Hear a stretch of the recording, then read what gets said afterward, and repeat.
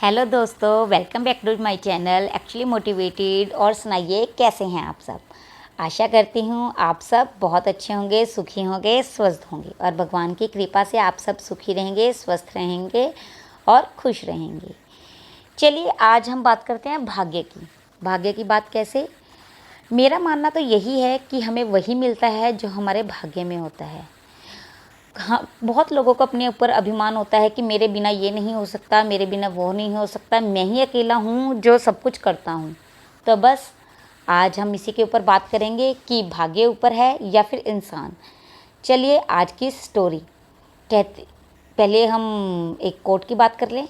कहते हैं हम वो सब कर सकते हैं जो हम सोचते नहीं हैं, हम वो सब सोच सकते हैं जहाँ तक हम पहुँच भी नहीं पाते, और हमारा दायरा अगर वहाँ पर पहुँच जाए तो हम हर एक वो चीज़ हासिल कर सकते हैं जो हमारी सोच से भी परे है। तो बस मेरी कोट पर ध्यान ज़रूर दीजिएगा और मेरी स्टोरी को आप एंजॉय कीजिए। चलिए, एक आदमी होता है, वो अपने घर में अकेला ही कमाने वाला होता है। सब लोग उसको बहुत पूछते हैं, उसके घर वाले, क्योंकि सारे घर में अकेला वही कमाता है।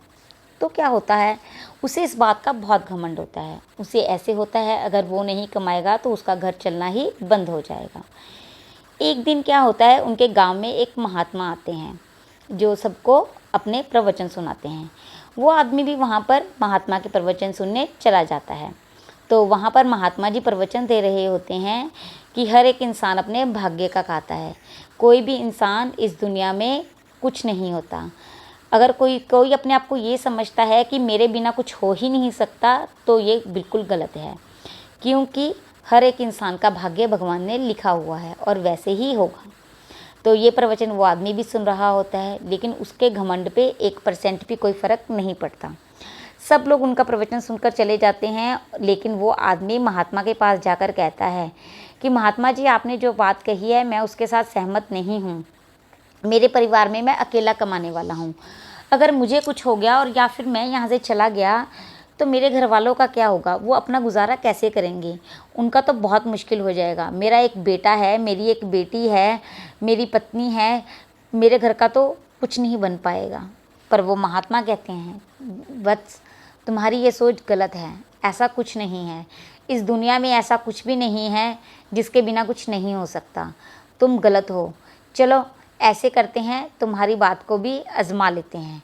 तुम कुछ दिन बिना बताए इस गांव से कहीं दूर चले जाओ, फिर देखते हैं कि तुम सही हो या मैं। तो ऐसे ही होता है। वो आदमी बिना कुछ कहे उसी आश्रम से ही शहर को कुछ दिन रहने के लिए चला जाता है। जब वो शहर को वहाँ पे रहने के लिए जाता है तो पीछे से महात्मा जी पूरे गांव में ये बात फैला देते हैं कि वो आदमी जो मेरे पास आया था, मेरे यहाँ से जंगल में शिकार करने गया था और मैंने देखा कि शेर ने उसे खा लिया है। तो सबको ये होता है कि वो आदमी मर गया है। जैसे ही उनके घर वालों को पता चलता है कि वो आदमी मर गया है तो उन्हें इस बात की टेंशन हो जाती है कि अब हमारे घर में कमाने वाला कोई नहीं रहा, तो अब हम क्या करें। तो ये बात सब गांव वालों को भी पता होती है कि उनमें उसके घर में कमाने वाला सिर्फ वो एक आदमी ही था। तो सारे गांव वाले आगे आके उनकी मदद करने के लिए तैयार हो जाते हैं और आपसी मदद से वो उनकी बेटी की शादी एक बहुत अच्छे घर में कर देते हैं और उनकी बेटी बहुत खुशी वहाँ पे बसना शुरू हो जाती है। जो बेटा होता है उसे गांव में एक बहुत अच्छी सुनियारे की दुकान होती है, वो उसे अपने काम पर रख लेता है और उसे बहुत अच्छी तनख्वाह भी देता है। और जो उसकी पत्नी होती है वो घर पे भी सारा ध्यान रखती है और बाहर जाकर बच्चों को पढ़ाना शुरू कर देती है, जिससे वो भी कुछ आमदन कमा लेती है। और जैसे ही थोड़े दिनों के बाद, महीने 2 महीने के बाद वो आकर देखता है वापस, तो देखता है कि उसकी पत्नी, उसका बेटा, उसकी बेटी सब बहुत खुश हैं, सब बहुत खुशहाल हैं। किसी का कोई काम नहीं रुका। उसकी बेटी की शादी होगी, बेटा काम पर लग गया, उसकी पत्नी घर भी संभाल रही है और बाहर काम भी कर रही है और बहुत खुश भी है। तो उसका जो घमंड होता है वो चूर चूर हो जाता है। वो अपने घर वालों के सामने आता है और सबसे माफ़ी मांगता है और अपनी सारी बात बताता है कि कैसे मैंने क्या किया। और सबसे माफ़ी मांगते हुए वो कहता है कि आज मैंने देख लिया है कि भाग्य से ऊपर कुछ नहीं होता। मुझे ये लगता था कि सब कुछ मैं ही करता हूँ, पर मेरे जाते ही भगवान ने सारे रास्ते खोल दिए और आप सब फिर भी मेरे जाने के बाद भी अपनी ज़िंदगी को खुशी से व्यतीत कर रहे थे।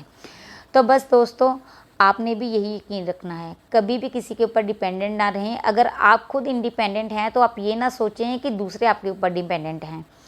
आपको भी भगवान ने एक ज़रिया बनाया है किसी को खिलाने का। तो बस अपने ऊपर घमंड ना कीजिए, हर एक इंसान की मदद कीजिए, अपनी लाइफ को एंजॉय कीजिए और बाकियों को भी एंजॉय करने दीजिए। किसी के काम में टांग मत उड़ाइए और अपने काम को सुख ही आगे खुशी से करते रहें बस। और मेरी जो स्टोरीज़ हैं इनको भी एंजॉय कीजिए, शेयर करके बाकियों को भी कहिए कि वो मेरी स्टोरीज़ को एंजॉय करें, इससे कुछ सीखें। मोटिवेशनल स्टोरीज़ हैं, आप बच्चों को भी सिखा सकते हैं और बच्चों को भी सुना सकते हैं। तो अगर मेरी स्टोरीज़ आपको अच्छी लगती हों तो इसको शेयर ज़रूर करें। Thank you.